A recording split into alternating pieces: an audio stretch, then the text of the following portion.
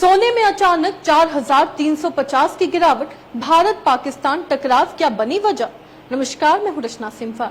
भारत पाकिस्तान के बीच तनाव शुरू होने से पहले सोने की कीमत लगातार बढ़ रही थी। 22 अप्रैल को तो 1 लाख के पार सोने की कीमत पहुंचने वाली थी।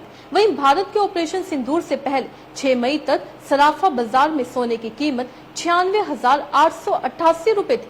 लेकिन जैसे ही दोनों देशों के बीच तनाव शुरू हुआ तो सोने की कीमत गिरने लगी और 6 दिनों में ही सोना 4,350 रुपए सस्ता हो गया। ये हैरान करने वाली बात है, क्योंकि आमतौर पर जंग के माहौल में सोना महंगा हो जाता है। आखिर क्यों जंग के माहौल में इतना सोना गिर गया? आगे गिरने की भविष्यवाणी क्या है और अभी खरीदना चाहिए या इंतजार करना चाहिए? आज की रिपोर्ट में हम आपको इन सभी सवालों के जवाब बता दें कि सोने की कीमत कैसे घटी। दरअसल IBGA के मुताबिक 1 जनवरी 2025 को 10 ग्राम 24 कैरेट सोने की कीमत 76,162 रुपए थी। ये कीमतें भारत में ऑल टाइम हाई थी। भारत पाकिस्तान संघर्ष शुरू होने से ठीक पहले तक सोने की कीमतें 1 लाख रुपए के करीब पहुंच गई। 22 अप्रैल को 10 ग्राम सोना 1 लाख रुपए में बिका, जबकि 6 मई को 96,888 रुपए रहा।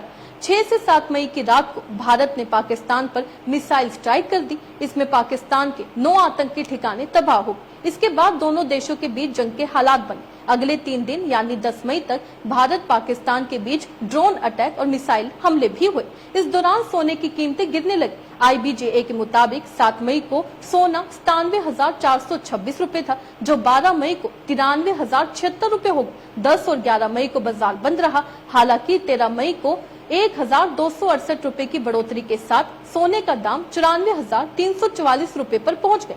आइए अब आपको बताते हैं कि भारत और पाकिस्तान के बीच जंग के हालातों में सोना सस्ता होने के क्या फैक्टर्स हैं। दरअसल जानकार बताते हैं कि जब भारत और पाकिस्तान के बीच जंग के हालात शुरू हुए तब दुनिया भर में 3 बड़े इवेंट्स और चल रहे थे जिससे सोना सस्ता हो। सबसे पहला, अमेरिका चीन ने 90 दिन के लिए टैरिफ कम कर दी। जी हाँ, अमेरिकी राष्ट्रपति डोनाल्ड ट्रंप ने अप्रैल में चीन के सामानों पर 145% टैरिफ लगाया था। जवाब में चीन ने भी अमेरिका पर 125% टैक्स लगा दिया।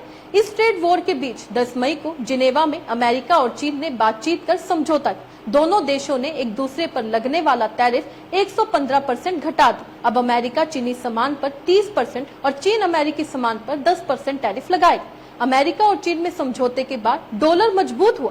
12 मई को डॉलर इंडेक्स करीब 1% बढ़कर 101.5 पॉइंट्स पर पहुंच गया, जो 10 अप्रैल के बाद सबसे ज्यादा बढ़ोतरी।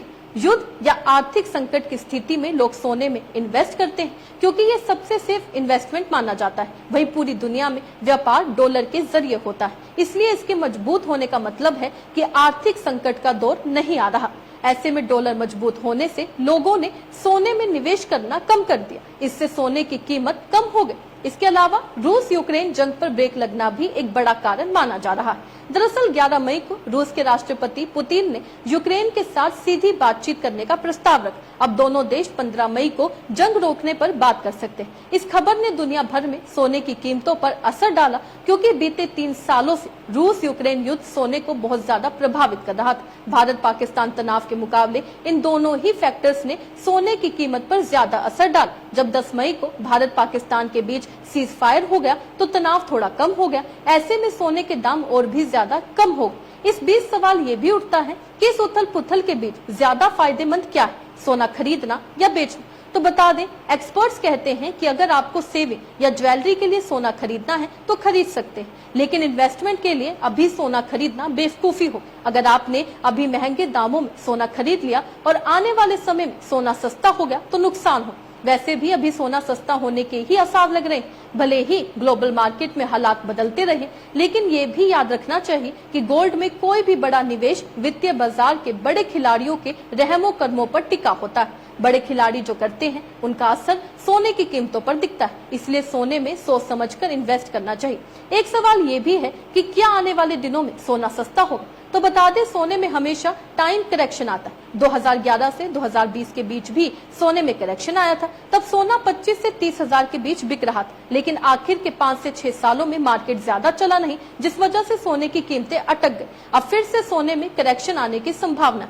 इससे अनुमान है कि सोने की कीमतें 85,000 रुपए प्रति 10 ग्राम तक गिर सकती। दरअसल सोने की कीमतों में उतार चढ़ाव रिलेटिव स्ट्रेंथ इंडेक्स यानी RSI से कैलकुलेट किया जाता है। अगर सोना महंगा हो रहा है तो ओवरबोट और सस्ता हो रहा है तो ओवरसोल्ड। इसे 0 से 100 के स्केल पर मापा जाता है। आसान भाषा में समझे तो अगर RSI बढ़ता है तो लोग सोने को बेचने लगते हैं, जिससे कुछ समय बाद सोने की कीमतें कम हो जाती क्योंकि डिमांड घट जाती। इस समय सोना 55 RSI पर है, जो आने वाले समय में और भी ज्यादा बढ़ सकता है, यानी अब सोने में तेजी से गिरावट आ सकती है। तो बिल्कुल फिलहाल तो यही अनुमान लगाया जा रहा है कि सोने की कीमतें गिरने वाली है। अब ये तो आगे वक्त ही बताएगा कि सोने की कीमतें गिरती हैं या बढ़ती। आपको क्या लगता है? अपने राय कमेंट में लिखकर जरूर बताइएगा। इसी तरीके से देश और दुनिया से जुड़ी हर छोटी सी बड़ी अपडेट के लिए FBN यानी फ्रंटलाइन ब्रेकिंग न्यूज के साथ बने रहिएगा।